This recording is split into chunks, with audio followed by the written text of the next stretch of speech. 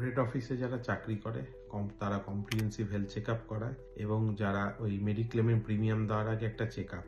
তাছাড়া অধিকাংশ লোকই কিন্তু আমাদের দেশে ইয়ারলি কোনো টেস্ট বা ইয়ারলি যে একটা হেলথ চেক আপ করা উচিত সেটা করে না। তার ফলস্বরূপ শরীরে বাসাবাঁধে অনেক রোগ, যেটা আর্লি ডিটেক্ট হলে যার আউটকামটা অনেক বেটার হতো।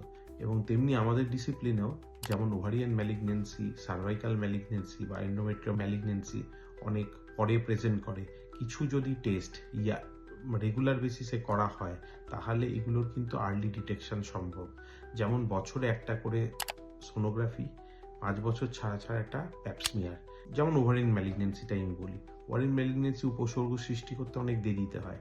মোস্ট অফ দ্য ডায়াগনোসিসই অ্যাক্সিডেন্টাল হয়। হ্যাঁ, কিছু একটা হচ্ছে, অন্য কিছু টেস্ট বা অন্য কিছু সোনোগ্রাফি করতে গিয়ে হঠাৎ দেখা গেল পেটের মধ্যে একটা লাম্প, যেটা হচ্ছে পরে কিছু মার্কার্স বা কিছু করে দেখা গেলো সেটা হচ্ছে ম্যালিগনেন্সি। তাই ইউএসজি প্রত্যেকটা মহিলা, পার্টিকুলারলি 30-এর উপরে, ইউএসজি ইয়ারলি এবং 5 বছর ছাড়া ছাড়া একটা প্যাপসমিয়ার কিন্তু ম্যান্ডেটারি। এটা করাতে পারলে অনেক রোগ আগে ডিটেক্টেড হবে এবং সেটার আউটকামও অনেক বেটার হবে।